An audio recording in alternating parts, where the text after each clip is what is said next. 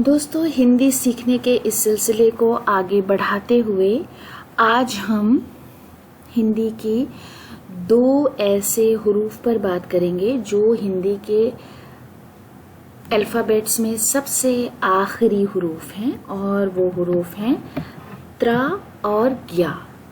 तो आज इन पर बात होगी। सबसे पहले हम बात कर लेते हैं त्रा पर। इसका जो तलफ़ुज़ है वो इस तरह से होगा, जो ते रे अलिफ त्रा, और जो आवाज़ आएगी वो ते और रे को मिलाकर जो आवाज़ आती है वो इससे आएगी। तो ये कक्ष की तरह जो हमने पिछले वीडियो में बात की थी जिस पर, उसकी तरह ये भी संयुक्त अक्षर कहलाता है जो कि ता और रा के मिलने से बनता है और इसकी शक्ल होती है इस तरह से।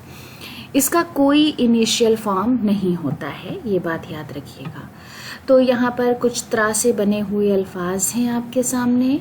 त्रेता, यहाँ पर उर्दू में आप देख सकते हैं ते रे ये ते अलिफ त्रेता। त्रिया, यहाँ पर त्रा में छोटी की मात्रा, या में आ की मात्रा, और यहाँ पर ते उसके नीचे जेर होगा और फिर रे ये अलिफ। फिर है त्रिमूर्ति, यहाँ पर उर्दू में भी आप देख सकते हैं त्रासदी। ये आम तौर पर अखबारी ज़बान में बहुत इस्तेमाल होती है। त्रासदी का मतलब होता है हादसा, कोई बड़ा हादसा ऐसा जो बहुत ख़राब हो, ट्रेजेडी। फिर है त्रिमुखी, यहाँ पर उर्दू में भी आप देख सकते हैं त्रिभुज, त्रिकोणीय। फिर है त्रिमासिक, जिसे हम कहते हैं थर्ड मंथली।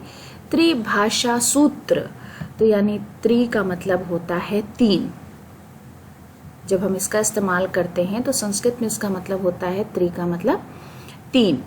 त्रिभाषा कहते हैं जबान को, तो त्रिभाषा सूत्र, सूत्र का मतलब होता है बांधने वाला, या जो हम कहते हैं लिंक। फिर है त्रिया चरित्र, और ये वाला त्रि अगर किसी एक नाउन के साथ जुड़ा हुआ है तभी इसका मतलब तीन होगा, अदरवाइज ये एक शब्द की तरह, लफ्ज की तरह इस्तेमाल होगा। त्रिया चरित्र। त्रिनेत्रधारी, यहाँ पर नेत्र का मतलब होता है आँख और त्रि का मतलब तीन, तो तीन आँख वाला। मात्रा कहते हैं क्वांटिटी को, यात्रा कहते हैं सफर को, चरित्र कहते हैं किरदार को, त्रस्त कहते हैं फेडअप को। उसके बाद हम बात करेंगे आखिरी अक्षर की, आखिरी हर्फ की, जो कहलाता है ग्या। तो गाफ ये अलिफ, और अगर आप हल्का सा नून गुन्ना भी इसमें ऐड कर दें, ग्या, हल्का सा, क्योंकि जो हिंदी का ये वाला अक्षर होता है या, ये इन सब की तफसील हम अगले वीडियो में आपके साथ शेयर करेंगे। तो जो यहाँ होता है वो वाले यहाँ की आवाज़ इसमें पोशीदा होती है, ग्या। तो अगर हम इस तरह से साउंड की बात करें तो ये हो गई, और अगर हम इसकी इक्विवेलेंट की बात करें तो उर्दू में इसके लिए कोई इक्विवेलेंट नहीं होगा। गाफ ये अलिफ के साथ जो आवाज़ बनेगी वो ग्या की आवाज़ होगी। सबसे पहला जो मैंने लफ्ज़ लिया है वो है ज्ञान। ज्ञान का मतलब है नॉलेज, इल्म। तो यहाँ पर आप देख सकते हैं गाफ ये अलिफ नून ज्ञान, और हिंदी में ज्ञा में आ की मात्रा और ना। ज्ञात, ज्ञात का मतलब होता है नोन, ज्ञापन।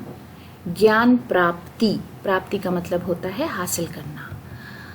ज्ञानवर्धक, ज्ञानहीन यानी जिसके पास कोई ज्ञान ना हो। ज्ञान राशि। संज्ञान, संज्ञान का मतलब होता है कंसिडर। विज्ञान, विज्ञान का मतलब है साइंस। यज्ञ, अज्ञात, अननोन, विशेषज्ञ। और जब भी ये बोलेंगे तो इसके बाद हम या की आवाज़ ज़रूर निकालेंगे। विशेषज्ञ। जिज्ञासा, क्यूरियोसिटी। विज्ञापन, एडवर्टाइजमेंट। तो दोस्तों, ये थे हमारे हिंदी वर्णमाला के आखिरी दो हुरूफ, और इसके साथ हिंदी वर्णमाला पूरी हो गई है। अब इसके बाद जो हिंदी के कुछ ऐसे हुरूफ हैं जो इस्तेमाल में हैं मगर वो कम इस्तेमाल में हैं, तो उन पर बातचीत होगी। उम्मीद है कि ये वीडियो आपके लिए फ़ायदेमंद रहा होगा। वीडियो देखने के लिए बहुत बहुत शुक्रिया।